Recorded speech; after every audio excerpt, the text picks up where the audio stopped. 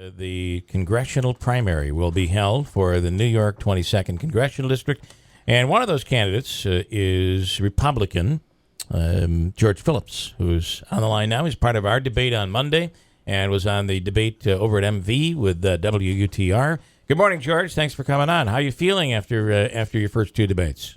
Great, Bill. I can't thank you enough for all the time on your program and all the listeners for tuning in. This is what it's all about, democracy, getting our ideas out there, debating the issues. We feel great. We feel like we led on ideas. We were positive. We're going to continue to do that and try to take our message to the voters, and I can't thank you enough, and I can't thank the listeners enough for giving us a chance, and we're honored to have their consideration. I want to talk about a little bit of what came out of the debate. And first off, in the last couple of days, we've been talking about the one key issue, and that was the date, the June 18th, with Assemblywoman Tenney, and we found that maybe some of what she said, either she didn't remember or she didn't. She maybe spun it in a way. I don't know what happened, but that date, June 18th, when she said she was back and forth from Albany to her mom, she was campaigning in Binghamton. Do you have a comment on that and a response to that? I'll let each of the candidates speak for themselves, but I think it's important to come on this show and answer questions and give it our best every day and be respectful to the voters. And I know you mentioned Congress. I'd like to change the term representative. I know the two are interchangeable, but I'm here to hopefully represent the listeners, the voters here, and answer questions about myself. I can't speak for the other candidates, but I'm going to give them my best. I've given my best every day on this campaign. I took a leave from my teaching job, and it's been some challenges certainly for our family, but we thought we owed it to the voters to give it our best, to put our best foot forward here, and that's certainly what I'll do if I'm elected to serve, and I'll certainly be there every day working as hard as I can for them to represent them. And let's get to this term representative. This is the people's house. I want to talk back to the debate. I don't hate to keep coming back to the debate. That's all right. This is a conversation that we had the other night, and I spoke with you. But I'd like to have the conversation on here so people hear your response. It was the issue of during the debate, Assemblywoman Tenney brought in the many mailers, direct mail pieces that have been sent to the Republican voters here in the district. And they're very critical of the Assemblywoman and have some association to the United Indian Nation, that PAC. So the question was, Assemblywoman Tenney said, you know the people, they're your friends that are pictured on these mailers, and you're a part of this, you're responsible.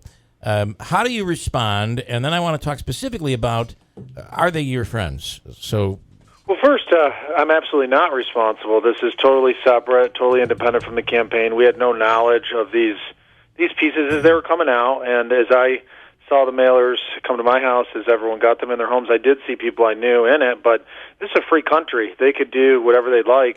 My only control I have over is myself and my own messaging and what I say, and we've been nothing but positive, and then my campaign staff, and none of us are involved in any way. We're focusing on our upstate jobs plan, our Reagan-style supply-side interjection for the upstate New York economy to lift up our entrepreneurs and business owners. So I'm just not involved with this, and that's all I have to say. I want to push a little more on it, though. She said that she named names, and I don't want to get into names here, but she said that's your supporter on there. Were there any of your supporters that were pictured on those mailers? Sure. There's some people that have supported us, and we've reached out in communities. I think as all the candidates had, we've had meet and greets. We've talked to voters, and there's some people certainly from Cortland County that have supported me and donated to my campaign. I did not know that they were connected with this group. I think that came afterwards, and I didn't know that they were going to be participating in these things. I didn't know what the messaging of the group was going to be, but I think we all just have to stand up and defend our records and get our vision out. And I think I'm the one who's laid out the most positive vision, and I've laid out the most specifics on issues of what I want to do in the Congress. George, I've got a picture here of Phillips. This is either a lawn sign. I can't tell how big it is. Phillips Congress, first Binghamton area representative in almost 50 years. We talked to you about this before. You said it was kind of an error that it was sent out across the district. Why do your lawn signs tout the fact that you would be the first from Binghamton? How much does that matter? Well, I just think all three of us are talking us up in our home area. I've been with the other two in their home counties when they've been talking themselves up, or supporters have been, but I won't get into specifics. I'll let them speak for themselves. So everyone's talking about themselves in their home area, but we need someone who's going to represent the whole district. I'll do my absolute best to do that. I think my upstate jobs plan is tailored to the businesses in the Mohawk Valley, but also the whole district. And I've said again and again, I will fight to try to attract private sector research and development. Private sector is critical, not just the taxpayer money to the nano labs, to the labs in Griffiths, to try to protect our assets in Griffiths as well. So the voters can rest assured that I'm going to be 100% into representing everyone. I'm going to do everything I possibly can to represent the people of the Mohawk Valley in the Congress. And, again, I think everyone is talking themselves up in their home areas. Well, I understand that, but let me just ask then, why are you touting that as a benefit for your local voters in Binghamton? We've been through a lot down here. We went through an incredible race the last time in 2010. I was running a district with 43,000 more Democrats. We were ranked by Politico the number 2 race in the country. I had Bill Clinton campaigning against me, so I know there's a lot of camaraderie down here, but I feel like I'm connecting with voters every day in your area, and I just can't thank you enough for the time on the debate. We had guys out going door to door after the debate, and they said that people had listened, and of course, that doesn't surprise me. You have a very popular show, but people had thought I did a good job, so that's what I asked the voters to judge me on throughout the district is what type of job I'm going to do. I think voters in Binghamton, for example, if I was a lousy guy and I had lousy ideas and wasn't going to do a stand-up job in Congress, I don't think they would consider me, but we've been leading on ideas, we've been leading on a vision, and I think it's a vision for all America, but most importantly, all the people in this district that I hope to represent. I want to. There's a question that I want to get to before we end, based on what happened last night in the Senate with the filibuster. It's a gun issue, and I'd like your opinion on it. But before, I want to stay a little bit on this issue of the signs. First the mailer went out saying, and it, by mistake, came to people in this district saying it's about time Binghamton gets represented, first time in 50 years. Now your signs say that.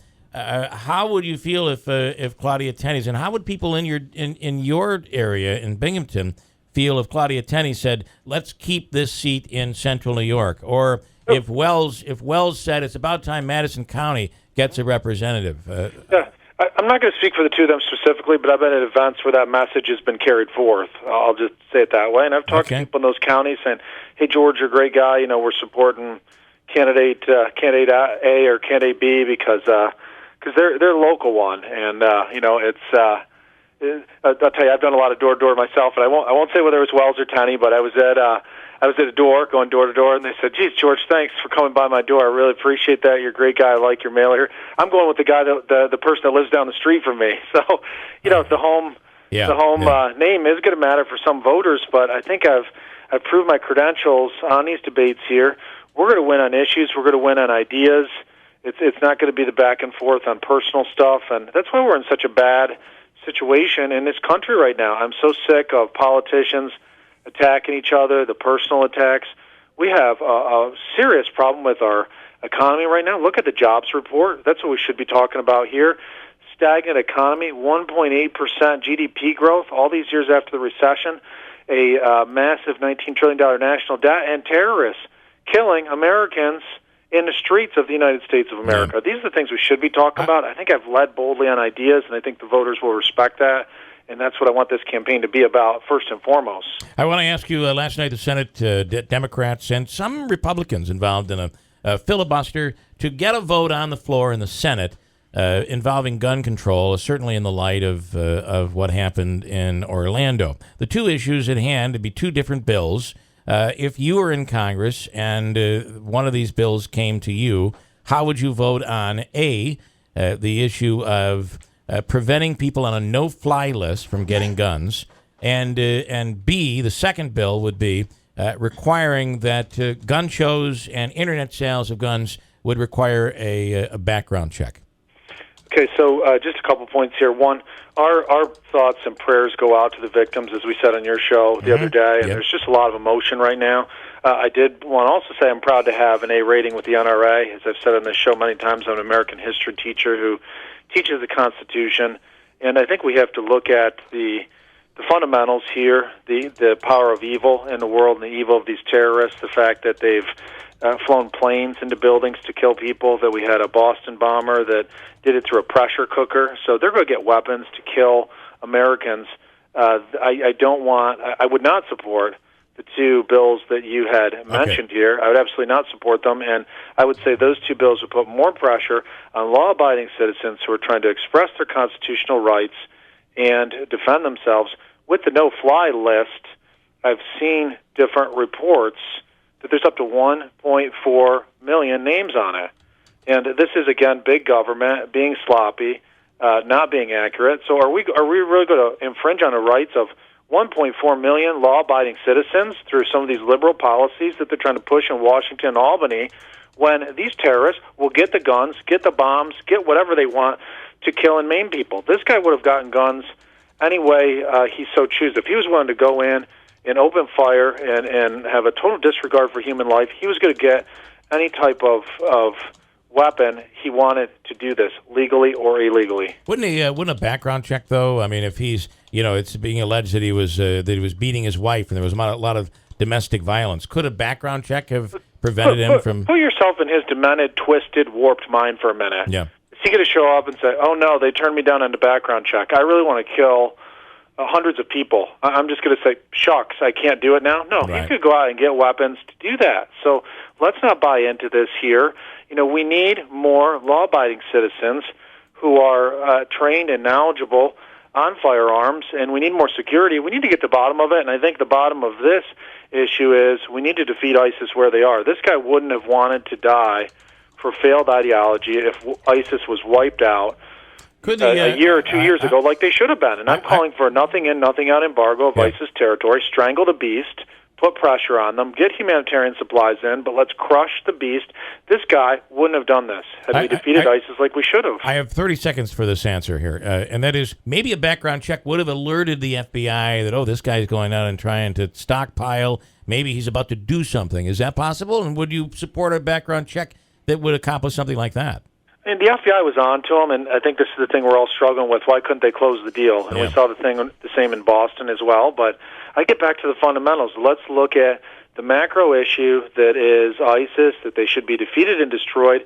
If we defeat and destroy them, we're not going to have this lone wolf scenario. And that's what I stand by, and I stand by our constitutional rights. If you start taking away some rights, there's a whole lot of others you could take away as well. They call it a slippery slope. And, George, we appreciate your time. George Phillips, we'll try to get with you again next week. Before we go on vacation, that primary is just around the corner. Thanks so much. Hey, thank you. All right, got a break. Bye. WIBX Utica, Rome. It is 8 o'clock.